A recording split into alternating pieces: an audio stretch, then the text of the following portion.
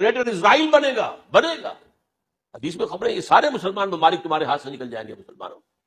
یہ عراق اور اردن اور یہ اور وہ، یہاں تک کہ ترکی، سعودی عرب کا بھی شمالی حصہ نکل جائے گا. البتہ مدینے کا جو ان کا پروگرام ہے اس کو اللہ نہیں پورا ہونے دے گا. مدینے میں داخلے کی ان کو اجازت نہیں ملے گی. بہرحال یہ سارا کچھ ہونے والا ہے. وہ وقت بھی آنے والا ہے کہ حضور کی ایک حدیث کے مطابق ایک شخص کے 1000 بیٹے ہوں گے تو 999 ختم ہو جائیں گے، ایک بچے گا. یہ وقت بھی آنے والا ہے کہ حضور فرماتے ہیں اتنی بڑی جنگ ہوگی، اتنی خریزی ہوگی کہ پوری زمین اٹھ جائے گی لاشوں سے. تو پرندہ جو ہے کوئی، ایک تو پرندے ہوتے ہیں کہ جو مردار خور ہے، گدھ ہے، وہ تو بڑی خوشی سے اتریں گے، تناول فرمائیں گے لاشوں کو. اسی طریقے سے کوے ہیں، چیلے ہیں. لیکن جو نفاست پسند پرندے ہیں وہ لاش کے اوپر اترنا نہیں چاہتے. تو ایک پرندہ اڑتا چلا جائے گا، اسے کہیں زمین پر اترنے کی جگہ نہیں ملے گی، لاشیں لاشیں ہوں گی. یہاں تک کہ وہ تھک ہار کر اس کی جو ہے پر جواب دے جائیں گے، گرے گا تو لاش پر گرے گا. یہ وقت آنے والا، اور یہ یہودیوں کے ہاتھ یا یہودیوں کے جو سپورٹرز ہیں اس وقت، جو ان کے ہاتھ میں اعلی کار، ان کے ہاتھ آتا. میرے نزدیک اس کام کے لیے اس ملعون قوم کو، کہ جو حضرت عیسیٰ کے زمانے سے ملعون ہو چکی، اس کو باقی رکھا گیا، اسے یہ موقع دیا گیا ہے. اس نے اسرائیل بنا لیا ہے. تقریباً 2000 سال کے بعد وہ دوبارہ آ کر آباد ہوئے اس سرزمین میں جہاں سے نکال دیے گئے تھے 70 عیسوی کے اندر. یہ سارا کچھ کیوں ہو رہا ہے؟ ان کا یہ استثناء کیوں کیا گیا؟ یہ بڑی تلخ بات ہے، یہ یاد کر لیجیے.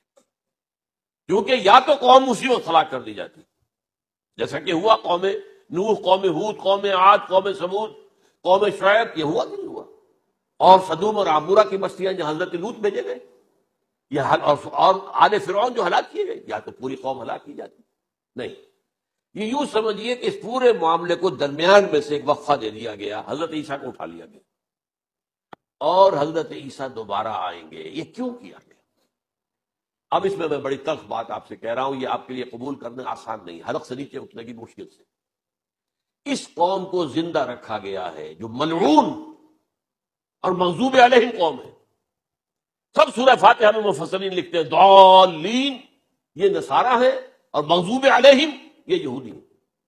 اور قرآن کہتا ہے لعن الذین کفروا من الکتاب علی لسان داؤد عیسی ابن مریم، لعنت کی گئی ایک ملعون اور مغضوب قوم کے ہاتھوں. آخری امت محمد، اور اس کا بھی بہترین حصہ، اس پر عذاب ان کے ہاتھوں آئے گا. عربوں پر عذاب یہودیوں کے ہاتھوں، اس لیے ان کو بچایا گیا. یہ میں نے کئی دفعہ واقعہ سنایا، مولانا اسلائی صاحب بتایا کرتے تھے، کیونکہ وہ راجپوت تھے، یو پی کے راجپوت مشرقی حصے کے، کہ ہمارے ہاں کوئی نوجوان اگر کوئی بڑی گری ہوئی حرکت کرتا تھا تو اس کے سر پر چمار کے ذریعے، چمار کے ہاتھوں جوتا لگایا جاتا. اگر راجپوت کے سر پر راجپوت کا جوتا گرا تو چلو تکلیف تو ہوئی، لیکن یہ کہ راجپوت کا جوتا گرا ہے نا، پڑا ہے. لیکن راجپوت کے سر پر چمار کا جوتا، جس کو آپ انگریزی میں کہتے ہیں to add insult to injury, وہ تکلیف بھی ہے جوتا کھانے کی، اور انسلٹ ہے کہ ایک چمار مار رہا.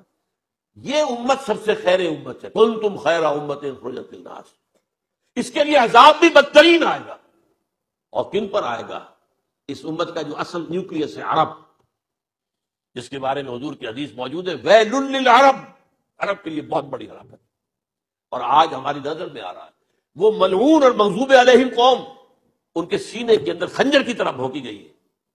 اور 30 کروڑ کے قریب عرب بے حمیتی، بے غیرتی، بزدلی، کمزوری، ذلت، مسخرت کی مثال بنے ہوئے. کوئی بول سکتا ہے اس اسرائیل کے خلاف؟ کو بول سکتا ہے؟